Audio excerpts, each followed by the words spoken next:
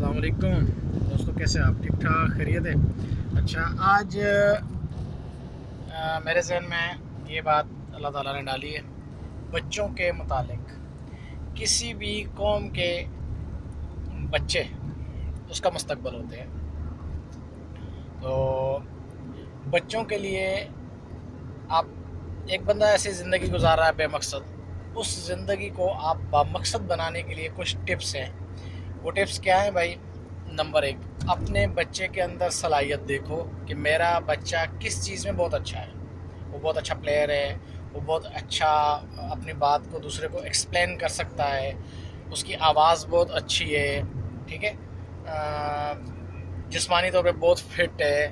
اس طرح کی کوئی بھی صلاحیت دیکھ لیں، تو جب آپ کو سمجھ آ جائے اس کے اندر یہ صلاحیت ہے، تو اس صلاحیت کو آپ تھوڑا پالش کرو اور اس کا فیوچر پلاننگ کیسے کرو، یہ چیز بچے کے اوپر چھوڑ دو کہ بچے کو اگر بچے کے اندر بہترین کچھ ایک کھلاڑی بننے کی صلاحیت ہے، اس کو زبردستی ڈاکٹر مت بناؤ، زبردستی انجینئر مت بناؤ، زبردستی حفظ مت کراؤ۔ بچے کے اندر جو صلاحیت ہے اس کے مطابق اس بچے کو لے کے جاؤ، ٹھیک ہے۔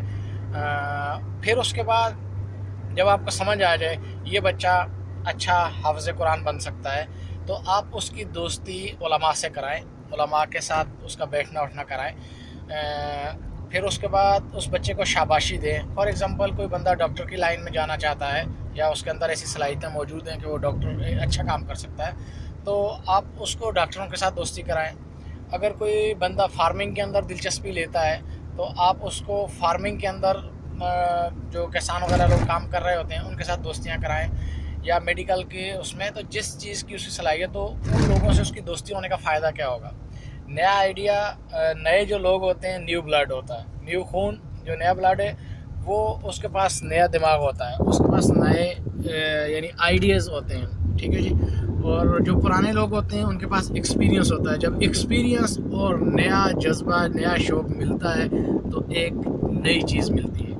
تو میرے پاس یہ آئیڈیا تھا بچوں کی فیوچر پلاننگ کے لیے، ٹھیک ہے۔ اپنے بچوں کو، اپنے آپ کو یعنی فیوچر پلاننگ ضرور دیں۔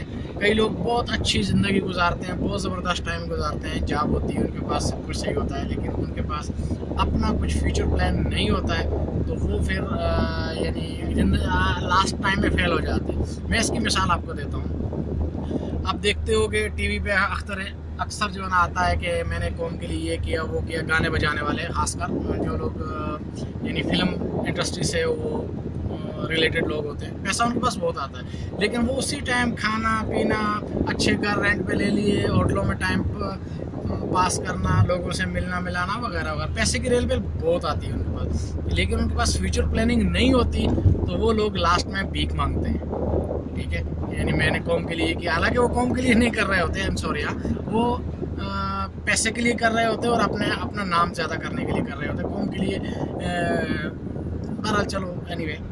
تو وہ لوگ لاسٹ میں، ان کا قصور کیا ہوتا ہے؟ پیسہ ان کے پاس آتا ہے لیکن فیوچر پلاننگ نہیں ہوتی، تو وہ لوگ لاسٹ میں فیل ہوتے ہیں، ٹھیک ہے۔ تو وہ رزق جو حلال نہیں ہے، جو رزق حلال نہیں ہوتے ان میں برکت بھی نہیں ہوتی، ٹھیک ہے جی۔ تو اپنی اولاد کو ان کی صلاحیتوں کے مطابق پالش کریں اور ان کو یعنی دیں، تو یہ چیزیں ہماری اور آپ سب کے لیے یعنی ان دا فیوچر پلاننگ بہت اچھی ہوگی۔ میری اگر آپ کو رائے مشورہ اچھا لگے تو اس پہ عمل کریں، اور میرے لیے دعاؤں کی درخواست ہے بھائی۔ السلام علیکم۔